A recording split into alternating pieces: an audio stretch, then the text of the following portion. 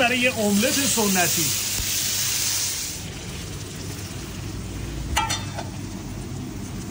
شما با پرداخت به نفر 290,000 تومان از کل این آیتم ها میتونید به شکل نامحدود استفاده کنید.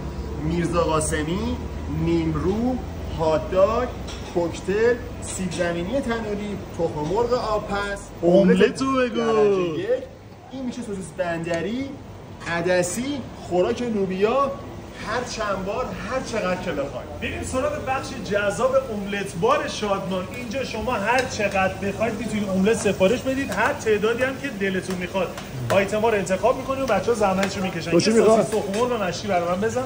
این از سوسیساش، اینم از تخم مرغش. برای نیمرو پیازداغ هم میزنی؟ اینم از پیازداغ روی نیمرو. اینا دارم زردچوبه برام بزنی. سعید ببین صبحونه انگلیسی هم سفارش دادم. جان من چند؟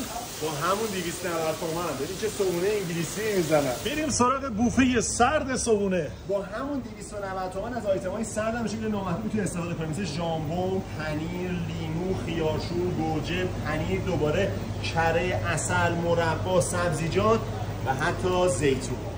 با صبحونه شما میتونید اینجا یه چای سماوری مشتی بزنید، دلتون حال بیاد انصافا. برو بقیه رو نشون میدی؟ برو بریم سراغ بقیه که میشه آب آناناس، آب پرتقال، شیر نسکافه و آب معدنی که اینا هم به شکل نامحدود میتونید استفاده کنید. هر چند بار هر چقدر بخواید. دقیقاً.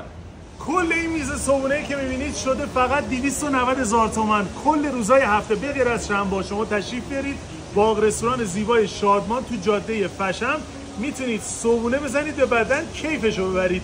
هم املت های مختلف دارن که به سلیقه خودتون هم میزنن، هر چند بار که بخواد، هر چند بار که دلشون بخواد. بعد تازه صبحونه انگلیسی عوض کردی با همون 290,000 تومان شما میتونید سفارش بدین و بیارن سر میز کیفشو ببرید. نوشیدنی هم که دارن توی ویدیو دیدید، واقعا قیمتش مناسبه، کیفیتش هم خوبه. جاتون خالی بچه. اینجا کیلومتر 1 جاده فشمه. اومدیم رستوران شادمان تو منطقه زردبند.